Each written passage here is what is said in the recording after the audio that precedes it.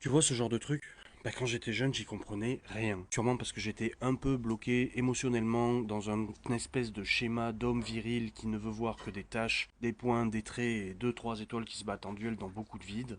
Tout ça, c'est Miro. Et quand tu regardes ça pour la première fois, tu te dis, ok, le gars, il a juste voulu s'amuser avec des crayons et pas plus, quoi. Mais en fait, non. Parce que c'est pas aussi con que ça. Parce que si tu regardes un peu plus longtemps, il y a un truc qui se passe. Il y a un truc qui s'ouvre. Alors évidemment, je ne parle pas aux Jean-Claude, je suis capable de le faire. Parce que j'ai pas envie d'essayer de ressentir un truc. Ceux qui veulent porter des t-shirts Basquiat et Kissaring sans comprendre le pourquoi du comment. Vous, on parlera de ça plus tard. Donc, le truc qui s'ouvre. Tu sais pas trop ni comment ni pourquoi, mais t'as une sensation bizarre que ce que tu vois là, c'est pas à comprendre. C'est juste à accepter comme ça, tel quel. Parce que Miro, comme beaucoup, il voulait pas peindre le monde. Il voulait peindre ce qu'il y avait avant les mots. Les trucs qu'on ressent mais qu'on n'arrive jamais à dire. Genre, un malaise qui passe, un souvenir flou, une impression de toi qui sait pas quoi dire après qu'on t'ait sorti une bonne grosse blague de beauf bien douteuse. C'est ça qui peint. Il bossait sans réfléchir. Il appelait ça l'automatisme psychique. En gros, il lâchait le mental et il peignait avec ce qui restait. Donc, le corps et l'instinct. Et moi, j'adore ça.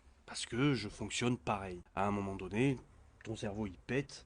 Et honnêtement, c'est à essayer. Parce que même avec ce truc ultra libre, ces toiles elles tiennent. Il y a une cohérence, il y a un rythme. Tu vois un point noir, puis un trait fin qui le traverse, puis une tache bleue qui flotte juste assez loin pour que ça respire. Tu sens que c'est pas placé là au hasard, c'est juste logique. Et le vide autour est ultra important, parce que au lieu de t'écraser, il va te guider. Et au final, il est tout aussi important que le reste. Parce que pour Miro, c'est un souffle, c'est une reprise de souffle. Donc Miro, c'est ça. Tu peux rester là, devant, sans chercher, juste regarder.